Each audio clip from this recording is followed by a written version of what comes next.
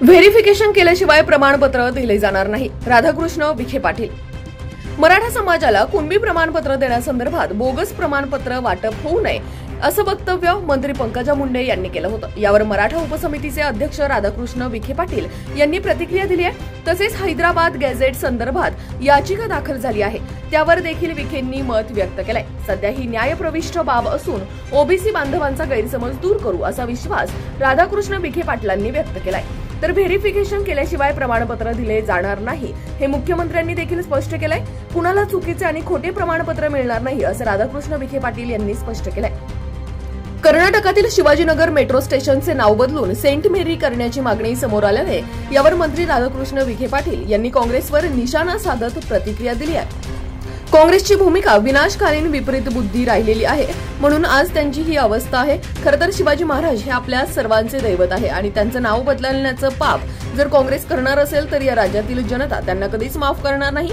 खरं तर त्यांचे राष्ट्रीय नेते त्यांचा हा प्रश्न विचारला पाहिजे की त्यांना ही भूमिका मान्य आहे का, असा प्रश्न करत विखे यांनी प्रतिक्रिया दिली आहे।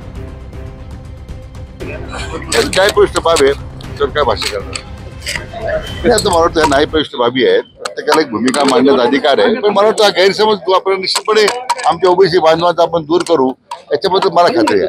नाही, अजिबात येणार नाही, म्हणून माननीय मुख्यमंत्र्यांनी स्पष्ट सांगितलेलं आहे व्हेरिफिकेशनच होणार आहे। त्याच्यामध्ये जी आपण जे निकष दिलेले आहेत निकषाची पूर्तता करूनच होणार आहे शेवटी। उद्या त्यामुळं कोणाला चुकीचे किंवा खोटे प्रमाणपत्र मिळतील असं अजिबात होणार नाही, मी त्यांना आश्वासित करू इच्छितो।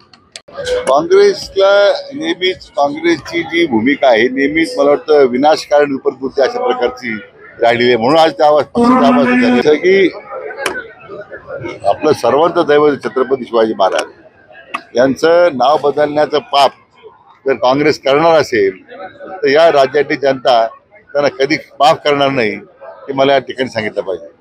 म्हटलं ना की हे विनाशकारण विपरीत बुद्धी आहे, त्याच्यापेक्षा वेळ काय सांगणार।